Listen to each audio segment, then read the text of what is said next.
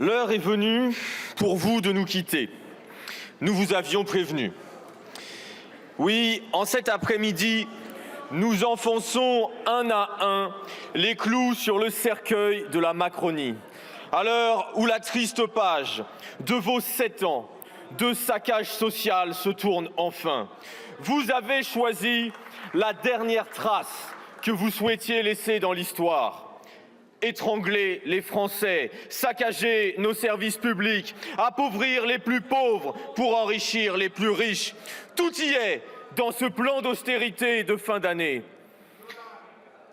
Ces dernières heures sont à l'image de ces 7 dernières années. Vous vous acharnez à exercer toute votre violence de classe contre le peuple. Aujourd'hui, vous allez prendre à l'éducation, à l'écologie, à l'hébergement d'urgence, à la cohésion des territoires, au sport, de quoi payer vos cadeaux fiscaux.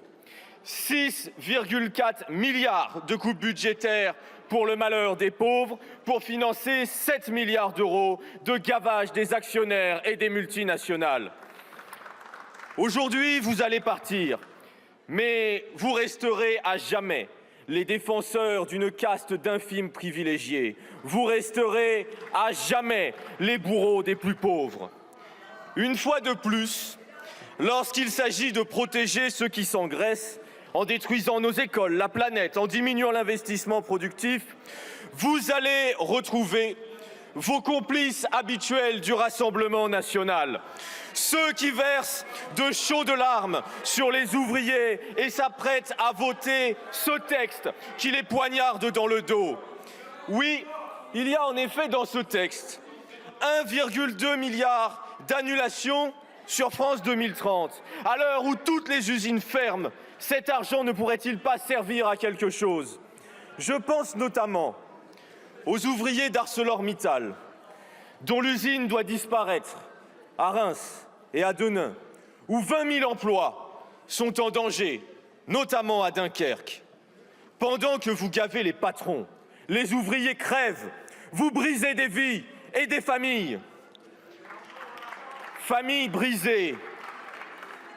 Je pense aussi à celle des salariés d'Auchan. 2389 chômeurs, 2389 vies détruites, 2389 familles. Ce texte continue d'entériner la subvention publique des plans sociaux. Heureusement pour vous, les premiers hypocrites de France viennent à votre secours. Le Rassemblement national, qui, après avoir rejeté ce texte en commission et en première lecture, après s'être abstenu en CMP alors que le texte n'avait pas bougé, s'apprête à voter pour. Pourquoi? Quel accord d'arrière-boutique Marine Le Pen a-t-elle de nouveau conclu avec Emmanuel Macron? Que vous a-t-on donné pour réaliser cette basse besogne? Si vous votez pour, aujourd'hui vous acceptez sciemment un nouveau plan d'austérité d'une rare violence. Vous serez responsable à jamais du dernier mauvais coup de la Macronie contre le peuple. Même en ce jour d'obsèques pour la Macronie, nous pourrions assister à un nouvel épisode du mariage entre Marine Le Pen et Emmanuel Macron. Rappelons-le pour que personne ne l'oublie, vous avez déjà sauvé Macron à 2 reprises en rejetant la première motion de censure et en vous opposant à la procédure de destitution. Vous vous vendez à chaque fois que vous en avez l'occasion. Vous êtes une honte. Chers collègues, sachez qu'après la chute de ce gouvernement, le reste suivra, à commencer par le président de la République, dont le temps à l'Élysée est compté.